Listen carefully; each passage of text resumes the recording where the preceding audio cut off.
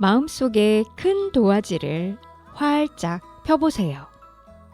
푸른 용의 해, 청룡의 날개에 올라탄 나의 모습을 상상해 봅니다. 꿈과 희망을 향해 새로운 출발을 하는 나의 심장 소리를 느껴보세요. 두근, 두근. 용기를 가슴에 가득 담고 끝없이 펼쳐진 저 파란 하늘 위로 힘차게 날아오르는 청룡을 탄 나의 모습을 그려보세요.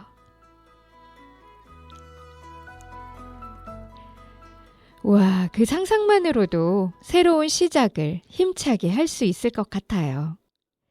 늘 생각만 해왔다면 주저하지 말고 용기 있게 도전해보는 2024년이 되시길 바라며 별별 미술관을 열어보겠습니다.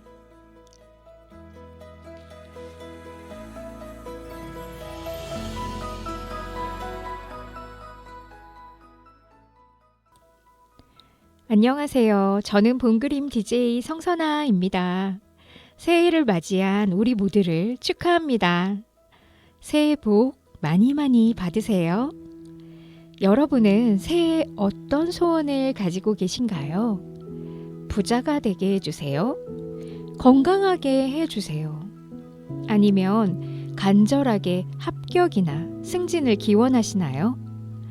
또는 평범한 하루의 소박한 행복과 마음의 평안을 바라시나요? 어느 시대에 태어났건 어떤 모습으로 살아가던 간에 인간은 누구나 행복한 삶을 원합니다. 그래서 자신의 행복을 소원하며 그 마음을 표현하기 시작했고, 그것이 인류 미술의 시작이라고 해도 과언이 아닌데요. 까마득한 몇만 년 전부터 그려진 동굴 벽화만 하더라도 사냥을 기원하는 주술의 의미부터 시작하잖아요. 이렇게 우리 인류는 행복을 바라고 소원을 아주 구체적인 그림으로도 표현해 왔습니다. 오늘은 특히 해외에서 K컬처의 저력을 보여주며 인기를 얻고 있는 행복을 담은 그림, 복을 가득 실은 길상화, 우리 결의의 그림인 조선시대 미나를 한 보따리 가지고 왔습니다. 청룡의 기운을 담아 노래를 듣고 힘차게 출발해 봅니다. 정말로 용을 타고 하늘을 달려본다면 어떤 기분이 들까요? 2024년 갑진년은 신성한 용의 해입니다. 그것도 푸른 청룡해라고 하는데요. 첫 그림으로 미나 운용도를 소개합니다. 구름 속에서 꿈틀거리며 살아 움직이는 듯 포효하는 용을 그린 미나 작품인데요. 운용도 그림 속에서 용은 오방색을 기준으로 몸통은 황색, 비늘은 청색, 귀와 코와 혓바닥은 적색, 털은 녹색으로 강렬하게 대비를 이루며 화려하면서도 극적인 분위기를 연출하고 있습니다. 운용도는 매우 장식적인 구름 무늬 사이에서 자태는 밝고 강한 색상으로 색칠되어 있지만 이내 구름 속으로 스르륵 사라지듯이 파묻히기도 하는 구름과 용이 만들어내는 역동성이 매우 매력적인 작품입니다. 용과 구름은 하나인 관계성을 가지고 있습니다. 구름은 용이 기운을 토하여 만들어진 것이라고 하는데요. 그래서 용은 비와 구름을 몰고 다닌다고 합니다. 옛날에 가뭄이 들면 비를 몰고 다니는 용을 그려 걸어놓고서 기우제를 지내기도 했습니다. 2024년은 용 중에서 푸른 청룡의 해라고 하잖아요. 비와 물을 다스리는 힘이 있는 청룡은 농경사의 우리나라에서는 정말 중요한 존재였을 것 같아요. 근데 용을 실제로 본 사람은 지금까지 아무도 없죠. 용은 현실 속에서는 없는 가상의 상상 속 동물이기 때문입니다. 그나마 그림으로 그려질 수 있었던 건 현실에 있는 여러 동물들의 모습을 한 몸에 지니고 있기 때문인데요. 각 부분을 말씀드릴 테니 여러분들도 퍼즐을 맞추듯이 마음속으로 그려보세요. 낙타와 같은 머리와 사슴의 뿔, 토끼의 눈, 돼지의 코, 소의 귀, 뱀의 목덜미, 큰 조개의 배, 잉어의 비늘, 매의 발톱, 호랑이의 주먹을 지닌 것으로 묘사가 됩니다. 또한 81개의 비늘이 있고 그 소리는 구리로 만든 쟁반을 울리는 소리와 같고 입 주변에는 긴 수염이 있고 턱 밑에는 아름다운 구슬을 가지고 있으며 목 아래에는 거꾸로 박힌 비늘이 있다고 합니다. 머리 위에는 공작 꼬리 무늬같이 생긴 보물이 있다고 전해지기도 하는데요. 어떠세요? 멋진 용의 모습을 그리셨나요? 이처럼 각 동물이 가지는 최고의 무기를 모두 갖춘 것으로 상상해서 만들어진 용은 그 능력 또한 무궁무진한 것으로 전해졌습니다. 물과 바다의 신으로 믿어져 왔고 그래서 용은 물에서 나으며 그 색깔은 오색을 자유자재로 변화시킬 수 있다고 합니다. 몸이 작아지고자 하면 번데기처럼 작아질 수도 있고 커지고자 하면 천하를 덮을 만큼 커질 수도 있다고 해요. 용은 높이 오르고자 하면 구름 위로 치솟을 수도 있고 아래로 들어가자고 하면 깊은 샘 속으로 잠길 수도 있는 변화무쌍하고 무소불위의 절대적인 권능과 신통방통한 존재로 여겨져 왔습니다. 그래서 왕이나 황제와 같은 높은 권력을 가진 절대적인 권위를 상징으로 하는 문양에 많이 쓰이는데요.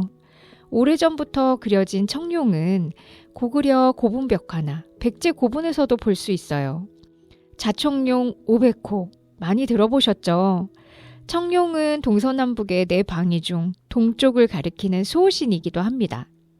전설에 따르면 용이 깨달음을 얻으면 비늘의 색이 파란색이나 초록색으로 변해서 청룡이 된다고 합니다. 정말 대단한 청룡이네요. 푸른 창 한자를 써서 창룡이라고 부르기도 하는데 왠지 익숙하지 않으신가요? 바로 수원화성의 창룡문의 이름도 여기서 따온 것이라고 하네요. 상소로운 기운을 가지고 나쁜 것을 물리쳐주고 행운을 가져다주는 힘이 있다고 지금까지도 전해져서 다양한 이미지로 재창조되고 있죠. 한국의 전통 예술과 현대의 디자인, 게임, 영상에서도 꾸준히 인기 있는 소재가 되고 있습니다. 이번 주에는 청룡의 푸른 기상을 느껴보기 위해서 창룡문을 거닐어 보는 것은 어떨까요? 시작할 때 그려보신 청룡을 타고 날아가는 출발지 배경으로 딱인 것 같지 않나요? 옛날 우리 조상님들은 정월 초하루 새해가 되면 그 해를 상징하는 동물과는 상관없이 용을 그린 운용도와 같이 짝을 지어서 호랑이를 그린 용호 몸배도를 대문에 붙이는 풍습이 있었다고 합니다. 대문 한쪽에 붙이는 호랑이는 호축 삼재, 즉 나쁜 것을 물리치는 벽사의 기능을 하고요. 다른 한쪽에 붙이는 용 그림은 용수오복, 즉 용이 5가지 복을 가져온다 하여 길상의 상징이었습니다. 같이 소개할 호랑이 그림은 조선시대의 새해 첫날 나쁜 귀신들이 얼씬도 하지 못하도록 대문이나 집안의 벽에 걸어 놓았던 그림 중에 하나인데요. 특히 우리 민족성을 가장 잘 나타낸다고 해서 세계적으로도 인정받는 까치와 호랑이가 그려진 자코도에 대해 이야기해 보겠습니다. 전통적으로 호랑이의 호, 까치의 작, 그림의 도 해서 호작도 또는 자코도라고 부릅니다. 아침에 까치가 울면 반가운 손님이 온다는 옛 이야기 아시죠? 그림 안에서 까치는 좋은 소식, 기쁜 소식을 불러들이고 알려준다는 기쁨의 전령사를 담당합니다. 호랑이는 호축삼재라고 해서 3가지 재앙인 화재, 수재, 그리고 풍재를 막아주고 병이나 기근, 병난을 막아준다는 의미를 가지고 있습니다. 결국 벽사의 의미로 애군이나 잡기를 막아 우리 집에 오려는 나쁜 것을 물리쳐준다는 뜻이겠죠. 소나무는 인월, 곧 정월을 의미합니다. 또 소나무는 생명력이 긴 장수를 나타내죠. 겨울에도 잎이 시들지 않고 늘 푸르른 청춘을 뜻하며 영원한 젊음과 건강을 상징합니다. 그래서 자코도에 그려져 있는 이 세 가지 의미를 조합하면 새해를 맞이하여 혹여나 생기는 애군을 모두 내쫓고 늘 건강하고 좋은 기쁜 소식만 불러드리고 알려주어라 하는 무사무탈의 기원을 담은 그림입니다. 그래서 우리 선조들은 매년 새해 정초가 되면 자코도 그림을 그려서 아랫사람들에게 선물하기도 하고 대문이나 집안에 붙여두었다고 해요. 초가집에 사는 서민들도 집안이나 부엌문에 붙였다고 합니다. 평안에 대한 소망은 계층을 막론하고 누구나 같았을 거예요. 자코도의 구도는 거의 대부분 모든 그림이 비슷합니다. 미나는 뜻이 중요하지 그 미적 형식이 중요한 것은 아니라서 본으로 대고 그대로 베껴서 그린 그림들이 많아요. 물론 조선 후기에 가면 조금씩 개성이 발현되기도 하지만 기본적인 구도는 똑같습니다. 소나무가 있고 까치는 그 소나무 가지 위에 낮게 앉아 있습니다. 바로 밑에 큼지막한 호랑이가 도사리고 있는 구도입니다. 호랑이는 눈을 크게 뜨고서 무언가를 노리는 듯하고 까치는 무언가를 또 전해주려는 듯 소나무에 앉아 대등한 관계로 호랑이를 내려다봅니다. 호랑이만 보더라도 어딘가 조금 불편한 듯 엉성한 자세와 삐딱한 얼굴을 하고 있고 다른 이가 또 그린 자코도에서는 어눌한 표정이 고양이인지 호랑이인지 분간이 안 되게 해학적이고 풍자적으로도 그려져 있습니다. 왜 호랑이가 우스꽝스럽게 묘사되었을까요? 미나가 재밌는 점은 도화서의 하원들의 그 사실적인 묘사가 기본이 되는 그림의 시작점과 매우 다르다는 거예요. 전문 화가가 아닌 그림의 소질이 있던 백성들부터 지방의 무명 화가들까지 많은 사람들에 의해서 그려지다 보니까 제각기 맘대로 그려지고 사실적으로 묘사하기보다는 그 그림이 가지는 의미와 주문자의 소망이 그림을 통해 나타나는 것에 주안점을 두고 그려집니다. 바로 이 부분이 미나가 가지는 특색이고 매력이라고 볼 수 있는데요. 그래서 이 미나 속 호랑이가 가지는 다른 이중적인 의미도 있습니다. 일상 속에서 삶을 위협하는 정말 무서운 맹수지만 그 무시무시함 때문에 오히려 희화한 모습으로 그려내기도 하고 약자인 까치가 호랑이를 꾸짖듯 놀리는 듯 표현되기도 합니다. 두려운 존재인 호랑이가 하품을 하고 기지개를 켜는 모습을 그림으로라도 그려서 그 두려움을 달래고자 한 것입니다. 또 하나의 다른 의미도 있는데 호랑이는 무능하고 부패한 관리로 까치는 현명하고 선량한 백성으로 은유합니다. 부패한 관리를 백성이 조롱하며 꾸짖음으로써 카타르시스를 느낄 수 있는 통쾌한 그림으로 그려지는 것입니다. 점차 힘센 호랑이가 바보스럽고 멍청한 듯하게 그려지는 것이 점점 더 강해집니다. 당시 사회의 부조리를 비판하는 풍자로서 까치가 호랑이를 전혀 무서워하지 않고 대적하는 모습을 연출함으로써 당시 사회적으로 팽배해져 있던 지배계층에 대한 서민들의 불만을 조금이나마 해소하고자 한 것 같습니다. 해석은 어찌 됐던 간에 연약한 까치와 무서운 호랑이가 한데 어울려 있는 우리나라 미나의 세계는 풍부한 꿈과 해악이 담겨 있어서 그 어디에도 없는 독특함을 가지고 있습니다. 물론 호랑이와 까치와 소나무의 형식은 중국 명나라 그림에서 영향을 전해받긴 했지만 우리나라로 넘어오면서 개성이 더 뚜렷해지고 점점 더 호랑이의 익살스러운 모습, 순진한 표정으로 해악이 더해져서 재미있게 연출되어 큰 웃음을 주는 우리만의 색깔을 만들어내었습니다. 리움미술관에 소장하고 있는 1934년에 그려진 자코도에서는 서로 사이가 매우 좋게도 그려져 있습니다. 호랑이 가족과 까치 가족이 서로 화기애애한 분위기가 화면에 가득합니다. 엄마 호랑이는 동그란 눈에 속눈썹이 예쁘게 올라가서 밝게 웃고 있습니다. 무서운 발톱은 어디론가 사라지고 손뭉치만 보입니다. 아기 호랑이들은 자유롭게 놀고 까치 가족도 긴장감 따위는 없이 엄마 호랑이와 마치 육아에 대한 고충이라도 나누는 듯 밝고 즐거운 분위기입니다. 세상에, 호랑이와 까치의 대화라니. 실제로는 상상도 할 수 없겠죠. 이렇게 해악은 서민들의 문화에 정서적으로 정말 중요한 요소입니다. 서민들의 음악인 탈춤, 판소리에서도 걸쭉한 농담이 기본이 되듯이 국문 소설에서도 웃음거리 가득한 문장이 재미를 보장하듯이 그림에서는 미나가 그 해학적인 요소로서 서민들의 정서적 해방감을 충족시켜 주었다고 볼 수 있겠습니다. 시간이 지남에 따라 지역마다 그 지역색이 보태지고 누가 그렸냐에 따라서 더욱 개성적인 미나가 그려지는데요. 지금 보면 오히려 세련되고 더 위트가 넘쳐서 현대미술이라고 해도 손색이 없을 만큼 창의성이 정말 돋보이기도 합니다. 지금까지 자쿠도를 감상해 보셨는데요. 이렇게 우리 선조들은 신년의 시작을 자쿠도를 통해 애군을 맞고 기쁜 소식을 기대하며 안녕을 소망했습니다. 왜 조선시대에 더 미나가 유행하고 많이 그려졌을까요? 미나를 한자로 뜻을 풀면 백성이 그린 그림입니다. 전문화가가 아닌 일반 대중들이 그린 그림인 거죠. 누가, 언제, 어디서, 왜 이런 그림을 그리게 된 것일까요?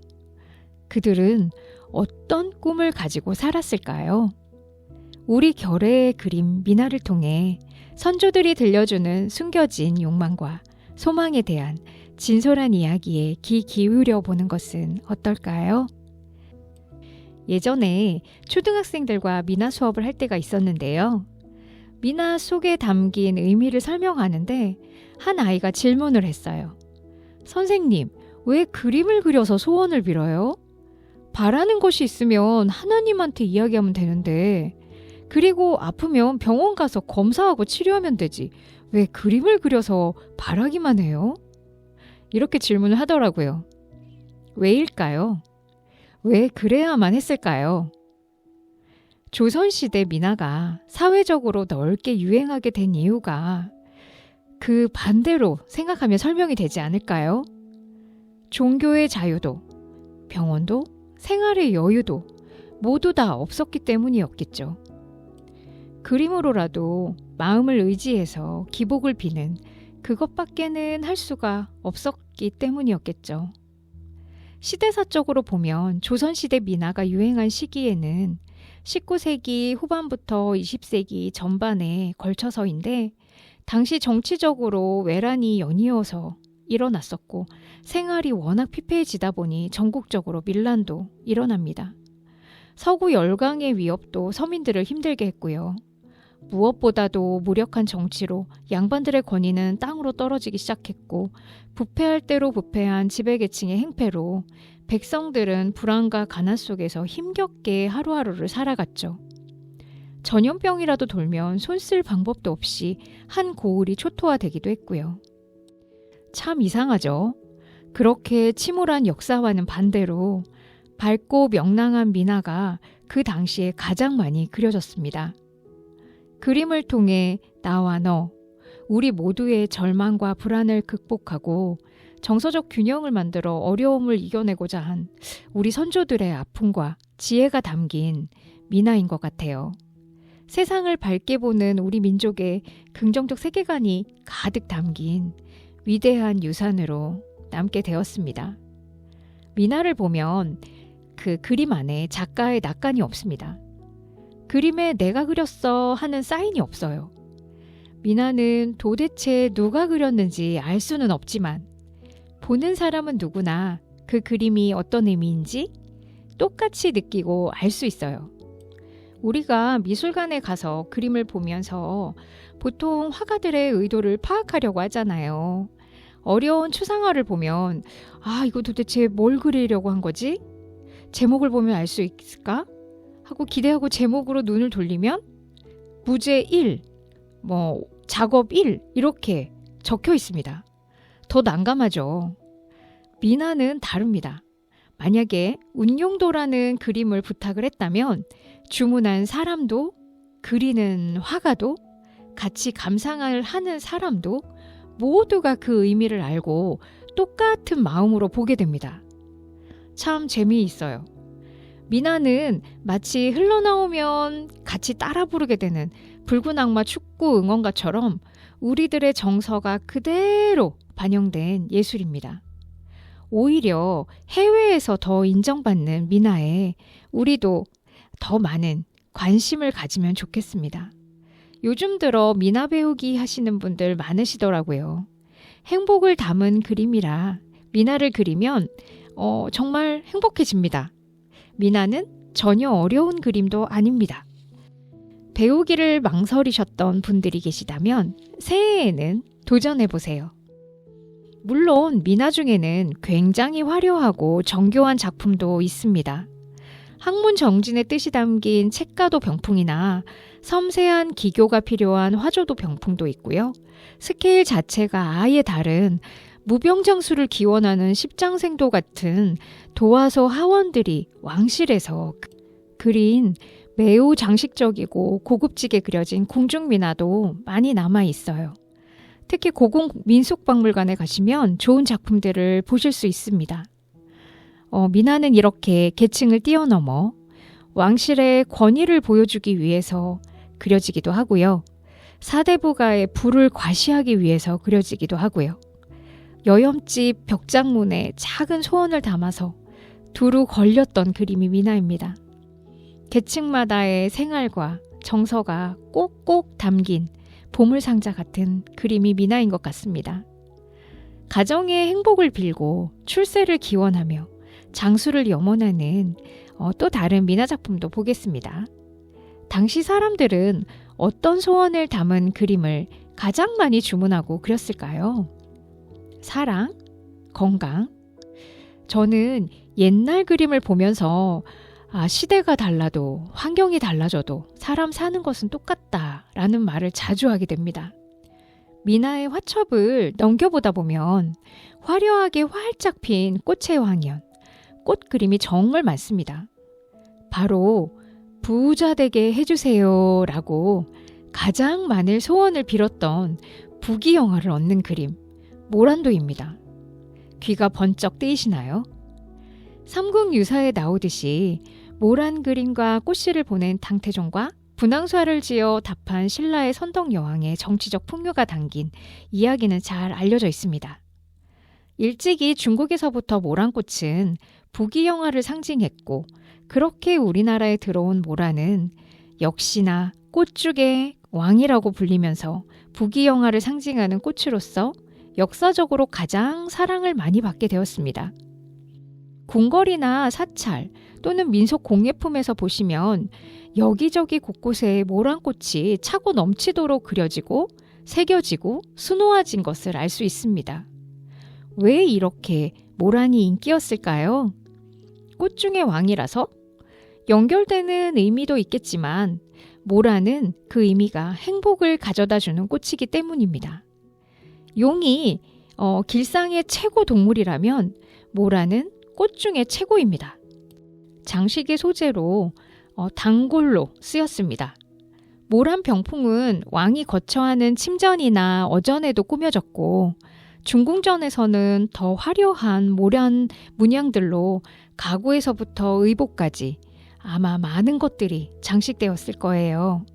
병풍은 8폭에서 10폭 전체에 색색의 모란꽃들이 가득 넘치게 일정한 패턴으로 그 상징성을 강조하고 굉장히 화려하고 장식적으로 그려져 있습니다.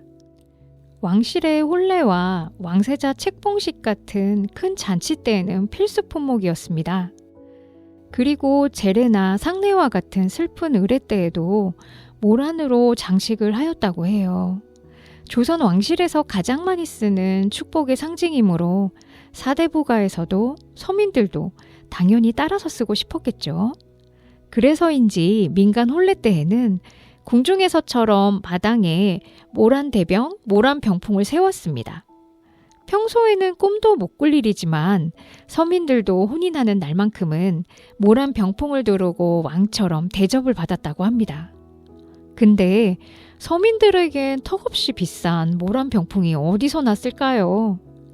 그때는 왕실에서 필요한 의복이나 식품 등을 관장한 관청에서 가난한 백성들을 위해 혼례 때 모란 병풍을 빌려주는 대민 서비스를 제공했다고 하네요. 그리고 마찬가지로 서민들의 장례 때도 상여 곳곳을 모란꽃으로 장식했고 제사 때도 모란 병풍을 사용하기도 했다고 합니다. 또 사찰에서도 불교의 꽃으로 알려진 연꽃만 쓸 것 같은데 극락왕생을 비는 명부전에서 모란 병풍을 세웠다고 하네요. 이렇게 모란은 계층과 종교에 상관없이 삶과 죽음을 뛰어넘어 기쁨과 슬픔, 어느 한 정서에 머물지 않고 인간사를 모두 축복하는 상징이었습니다. 우리나라 공예예술에서 가장 많이 활용되는 꽃이 모란이고 미나에서 가장 많이 만나볼 수 있는 꽃도 모란입니다. 자, 이제 응용편으로 한번 들어가 보겠습니다. 왕실의 모란도 병풍을 보면 붉게, 노랗게, 파랗게 활짝 핀 모란꽃들이 있고 그 아래에는 울퉁불퉁 꿈틀거리는 화려한 괴석이 둘러싸여져 있습니다. 바로 괴석 모란도입니다. 자, 그러면 어떤 복을 기원하는 그림일까요? 모란은 아시다시피 이제 부귀를 상징하죠. 그렇다면 괴석은? 돌이죠. 돌은 변하지 않습니다. 그래서 장수를 상징합니다. 괴석 모란도는 현실의 부귀 복락을 다 이루고 오래오래 장수하라는 의미를 가진 그림입니다. 정말 최고죠. 또 다른 그림을 볼까요? 조선 미나 박물관에 소장된 모란 화병도인데 크고 화려한 붉은색의 모란 꽃송이가 한가득 꽃병에 꽂혀 있습니다. 아름다운 정모라라고도 볼 수 있지만 단순히 예뻐서 보고 그린 정모라와는 성격이 다르죠. 꽃병 밖으로 차고 넘치게 붉은 에너지를 뿜어내는 모란꽃은 부귀를 상징하고 청아 백자 꽃병은 평안을 뜻합니다. 모란과 꽃병을 함께 그린 모란 화병도는 집안의 부귀와 평안이 차고 넘치라는 길상의 의미를 가지는 그림입니다. 더해서 모란은 향기가 없다고 알려져 있지만 모란꽃과 나비를 함께 그려 넣으면 장수를 기원하는 의미가 더해집니다. 중국어의 동의음으로 나비는 80세 노인을 그리고 또 뒤에 나올 고양이는 70세 노인을 뜻합니다. 당시만 해도 80세나 70세만 살아도 크게 장수한 것이니 고양이와 나비는 장수를 의미하며 미나에 많이 그려졌습니다. 정오모란이라는 주제의 그림은 모란꽃과 고양이를 함께 그린 것인데 한낮의 정오 때 가장 환해서 모란이 활짝 피고 바라보는 고양이의 눈은 빛이 부셔서 눈동자가 일자로 그려진 그림입니다. 이제 무슨 뜻인지 대충 짐작이 가시나요? 부귀와 행복이 가득 들어오고 장수하라는 의미로 그려진 것입니다. 그림만 보아도 마음이 부자가 되는 기분입니다. 올해는 우리 모두 부귀 영화를 누리길 바라봅니다. 이 방송을 들으시는 모든 분들께 대박의 행운을 기원합니다. 저는 미나를 통해 또 한 번 놀라게 된 것이 있었습니다. 부귀나 장수에 대한 소망 이상으로 과거 시험 합격을 바라는 마음으로 합격 기원 그림이 정말 많다는 것입니다. 우리나라의 교육열이 그냥 높은 것이 아니고 역사적으로 그냥 쭉 이어진 것이라는 것을 미나를 통해 확인했다고나 할까요? 잉어, 메기, 연잎, 용, 개 등등 소재도 정말 다양한데 그 물성들이 가지는 아주 작은 특징에도 상징성을 부여해서 합격과 출세의 의미로 그림에 소재로 활용하였습니다. 얼마나 간절했던 걸까요? 그림을 보면 물고기 한 마리가 물결이 거센 파도를 힘차게 헤엄쳐서 힘껏 솟아오르고 있습니다. 물고기 머리가 떠오른 태양을 향해 있어서 마치 해를 향해 뛰어오르는 것처럼 역동적인 모습입니다. 기운찬 물고기와는 대조적으로 가는 붓으로 얇은 선을 여러 번 중첩해서 넘실대는 바다 물결을 아주 섬세하게 표현했습니다.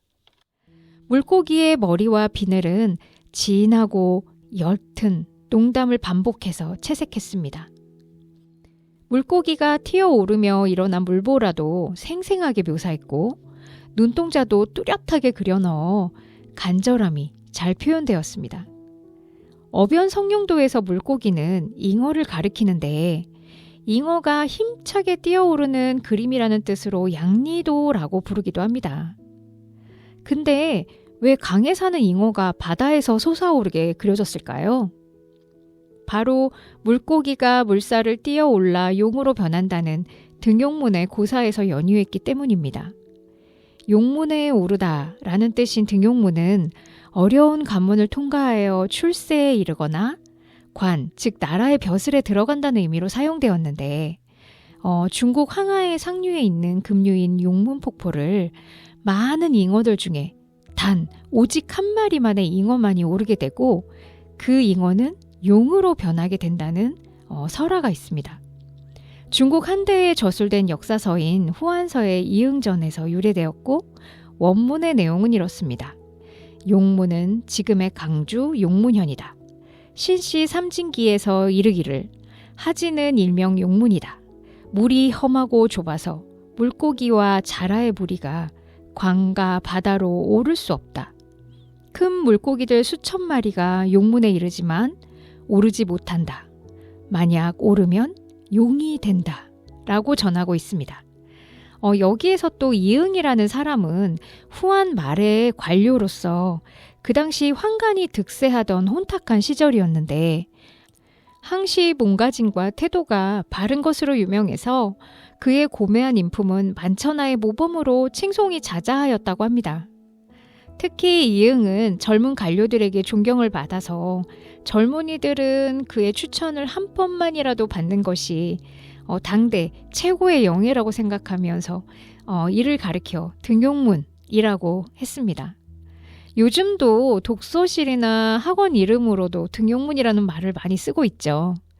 어변 성룡도가 가지는 입신 출세의 의미는 조선 후기 선비들의 모든 꿈이었을 텐데요.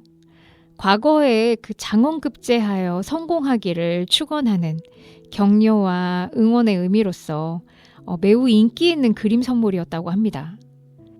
우리는 요즘 기업에서 나오는 엿과 초콜릿을 선물하지만 누군가의 성공을 진심으로 기원하고 잘 되길 바라는 나눔의 마음은 예나 지금이나 다르지 않은 것 같습니다. 그 옛날 선하고 아름답고 기쁜 일이 곧 길상이었고 행복한 가정을 꾸리고 착하게 사는 것을 다짐하며 평안을 바라는 간절한 마음, 그 마음을 그림에 담아서 걸어놓고 안심하며 하루하루 살아내었을 그들의 삶. 저마다 소원은 달랐겠지만 행복하길 바라는 한 마음으로 아름다운 그림을 서로 주고받으며 격려하고 서로를 의지하고 살았던 우리 선조들의 마음이 따뜻하게 전해집니다. 또 성공과 출세를 염원한 대표적인 그림을 보도록 하겠습니다. 바로 연화도인데요. 우리가 많이 오해하고 있는 것 중에 하나가 연꽃은 불교의 상징으로만 알고 있다는 겁니다. 실제로 불교에서 진리를 가리키는 연꽃은 사찰에 가면 장식으로 많이 볼 수 있습니다. 연꽃은 더러운 진흙탕 속에서도 맑은 꽃을 피워내듯이 속세의 혼탁함 그 속에서 진리의 빛을 낸다는 의미로 불교를 상징합니다. 그러나 유교에서도 고결한 선비를 상징하는 것을 아시나요? 송나라 유학자 주돈이가 군자의 왕으로 칭하며 연꽃은 더러운 연못물에서 진흙물이 닿아도 절대로 물들지 않는 그 모습이 바로 유교의 이상적인 군자의 자태와 같다고 했습니다. 그래서 유교에서는 선비를 상징하는 꽃이기도 합니다. 미나 속에서 등장하는 연꽃은 다른 것들과 조화를 이루며 행복을 상징합니다. 무엇과 같이 그리냐에 따라서 의미가 달라지는데요. 물고기와 짝을 이루면 평안과 여유로움을 가지는 풍요를 상징하는 연꽃이 됩니다. 또 두 송이의 연꽃을 그린 그림은 화목과 사랑을 뜻하고, 열매를 맺어서 씨앗이 여러 개 보이는 연꽃은 다자다복, 즉 자손번성을 상징합니다. 보통 식물들은 대부분 꽃이 먼저 피고 지면서 열매를 맺는데, 연꽃은 꽃과 열매가 동시에 생기는 식물로서 빠른 시일 안에 결실을 맺는다고 해서 자손번성을 뜻하기도 해요. 잇따라 귀한 아들을 낳는다는 의미가 강해서 결혼식의 그림 선물로 많이 그려졌습니다. 다시 본격적으로 출세에 대한 그림을 살펴보면 일로영가도라고 해서 열매를 맺은 연꽃과 백로 한 마리가 거니는 그림이 있습니다. 환자음이 같은 일로연과, 즉 한 번에 연달아 통과라는 의미를 가지고 있어요. 옛날 과거 시험도 초시, 복시, 전시 단계가 많더라고요. 이 모든 시험들을 한꺼번에 한 번에 합격하라는 의미로 일로영가도 이렇게 그려진 그림은 과거 시험 선물용으로 딱이었습니다. 또 연꽃에 물총새나 까치가 같이 그려져 있어서 연밥을 콕콕 쪼아 먹는 그림도 있는데요. 이것도 한 번에 콕 집어서 합격하기를 바라는 의미를 담고 있습니다. 활짝 피어난 연꽃 아래로 오리가 한가로이 이렇게 헤엄쳐 다니는 그림은 오리압 한자에 그 갑과 세조자 구성해서 갑이 으뜸이란 뜻이잖아요. 그래서 곧 장원급제를 기원하는 그림이 됩니다. 두 마리의 오리를 그려서 이갑, 향시, 전시, 그 1차, 2차가 있죠. 모두 장원급제 하라는 의미를 가지고 있기 때문에 보통 오리는 꼭 한 쌍으로 그려집니다. 연꽃이 천지에 가득 피어난 그림은 연꽃의 변신력을 닮아서 사업이 번창하기를 기원하는 그림이라고 하고요. 연꽃과 학을 같이 그린 그림, 소나무, 해, 학을 같이 그린 송악도, 연꽃과 개를 같이 그린 그림, 여러 마리의 사슴을 그린 백록도, 쏘가리를 그린 그림, 잉어, 메기, 닭, 맨드라미를 그린 그림, 모두 출세와 성공하기를 바라며 그려진 그림입니다. 예나 지금이나 쉬운 길은 없는 것 같습니다. 유교를 근간으로 하는 조선에서는 정치를 위해 출세하는 것이 선비의 당연한 일임에도 재물과 또 권력을 경계하고 그런 것을 욕심내면 부끄러운 것이라고 했던가요? 선비의 유유자적, 욕심 없는 마음을 전면에 내세우면서도 그 내면에 출세의 욕망을 가득 담아 진솔하게 그린 그림, 그것 또한 미나가 가진 매력인 것 같습니다.